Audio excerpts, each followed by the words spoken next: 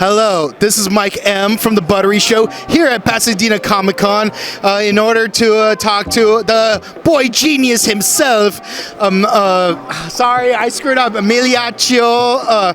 Candi Milo. Did I say it right? You did. That's Yes, very beautiful. It's not an easy name. Yes.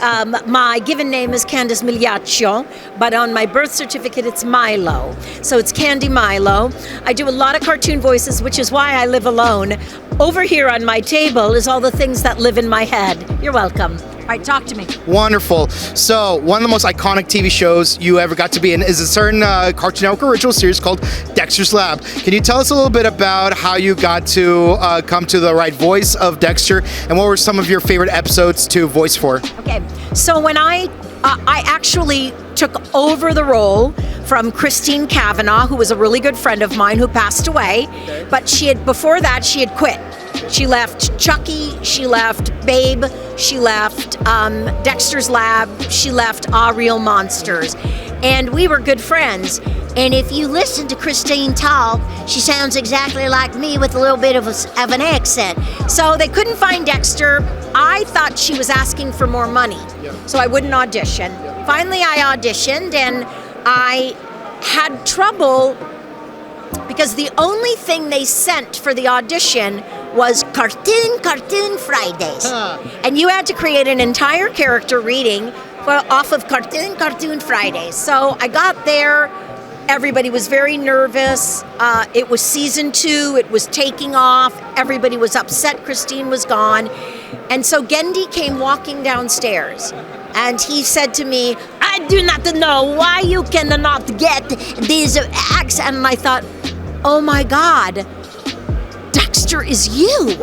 You are Dexter. And he was like, yes, this is my story. This is what. And I thought, oh my God. And as long as he was directing and was there, it was easy. And that's how I got it. Dexter from Dexter's Laboratory is Genndy Tartakovsky. That is his accent, kind of a French, Russian accent. And Christine did it to perfection. Wonderful. Was there a favorite episode for you? Oh, yes. Omelette du Fromage was one of my favorite. Also, we recorded Rude Removal, which was an entire show of swearing, and then we really swore and they cut it out. So those are my 2 hit favorites. All right. Right. Speaking of repeating things over and over again, I do have a question for you.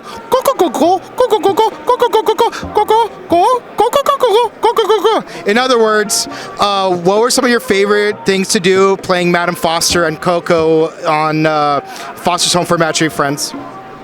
Well, for Coco, the fun thing about that was that they never wrote Coco. They wrote real dialogue, and then I acted it like a syllable. Like if I said don't do that, it would not be Coco, it would be Coco. And it was that because Coco had her own episode where she wanted to be an actor. And she was reenacting all these famous lines from movie like Stella from Streetcar Named Desire. So that I love that movie. I actually saw it last year. Yeah, so she did that. And then for Madame Foster, what was really wonderful about that was that she was a gum-chewing, smacking, hard-drinking, Thunderbird driving lunatic. And I loved doing everything about that. All right. You know, one of my favorite lines from Mr. Harriman was, "What is the name of your favorite gorilla who speaks sign language?"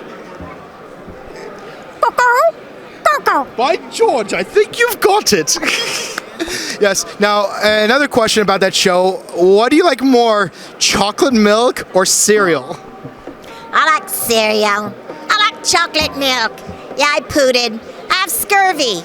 I have gingivitis. I have pleurisy. I have a tapeworm. I have diabetes. I have braces. Wonderful. And lastly, I want to ask you about the Flea. Like Mucha Lucha was one of the funniest shows back in the day on Kids WB. What were some of your favorite things about actually playing the Flea?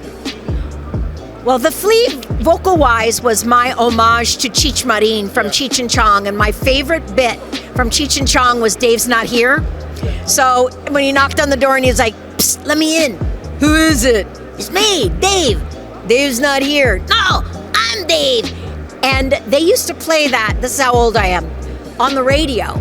And I would listen to that on AM radio in the back seat of our station wagon, just roaring.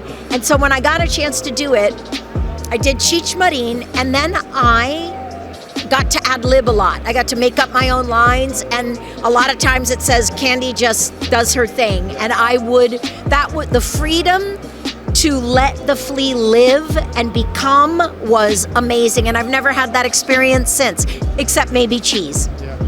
You know, Candi is so cool that she has a rare ability where she could style her hair without using her hands.